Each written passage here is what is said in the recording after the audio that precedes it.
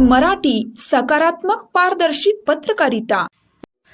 40हून अधिक मेंढ्यांचा जागीच मृत्यू, 25 पेक्षा जास्त मेंढ्या जखमी, आमचे सर्वस्वच गेले, मेंढपाळांची प्रशासनाकडे न्यायाची मागणी। बेडग मिरज रोडवर झालेल्या भीषण अपघातात भरधाव ट्रकने मेंढ्यांच्या कळपाला पाठीमागून जोरदार धडक दिल्याने 40हून अधिक मेंढ्यांचा जागीच मृत्यू झाला, तर अनेक मेंढ्या गंभीर जखमी झाल्या। या घटनेमुळे परिसरात मोठी खळबळ उडाली असून वाहतूक काही काळ विस्कळीत झाली। घटनेची माहिती मिळताच ग्रामीण पोलीस घटनास्थळी दाखल झाले। पोलिसांनी ट्रक चालकाला ताब्यात घेतले असून अपघाताबाबत पुढील तपास सुरू आहे। घटनेनंतर संतप्त मेंढपाळांनी प्रसारमाध्यमांशी बोलताना आपली व्यथा मांडली। आमच्या मेंढ्याच आमच्या उदरनिर्वाहाचे एकमेव साधन आहेत। ट्रक मालकाने आमच्या नुकसानीची भरपाई द्यावी। भरपाई मिळाल्याशिवाय आम्ही ट्रक सोडणार नाही। आमचे सर्वस्वच या अपघातात गेले आहे।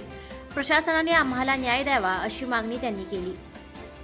टार्नेला गेलता इकडे विजापूरकडे चाललंय आता गावाकडे आम्ही आणि बेडगला वस्ती होता रात्री आणि बेडगच्या आणि आरगच्या मध्ये आमचा इथं ॲक्सिडेंट झाला आहे आणि आमची नुकसान झाले बकरी 50 बकरी मेल्यात 50 बकरी अर्जीव आहेत आमची जखमी अर्जीव मध्ये पाय तीन मोडल्या सगळ्या आमची बकरी।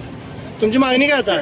आमची मागणी नुकसान भरपाई आमच्या जागेवर द्यायचं मग त्याला घालवायचं। एक एक बकऱ्यांची किंमत आमचं 20,000 रुपये आहे। एक एक बकऱ्यांची आम्ही बोला एका मेंढीची किंमत 25,000। 50 मेल्यात गाभणी पण आहेत, 50 मेल्यात आणि 50 जखमी आहेत। काल बी मुरलीन राव 100 बकऱ्यांचं नुकसान झालं। काल आपल्याला याला मुरलीन राव आणि आमचं भरपाई मिळाल्यावर आम्ही आणि इथलं त्यांनी ट्रक न्यायचं अपेक्षित आहे त्यांचं असलं तर आमच्या अंगावर पण घालून मग नेऊन देते। आमचं आयुष्य जगायचं आयुष्य काढून घेतल्यात, जगायचं आयुष्य काढून घेतल्यात। आता मग गेलं ते बी गेलं आणि आमचं जाऊन तर काय उपयोग आमचा? एकूण मेंढरे किती होते आणि त्यातले आता किती बाद झाले? 250 मेंढर होती, 50 मेंढर ठार झाल्यात आणि 50 मेंढर जखमी आहेत। आता चालक कुठे गेलाय? चालक याला पोलीसच्या गाडीत गेले। किती वाजता पोलीसच्या गाडीत नेलं?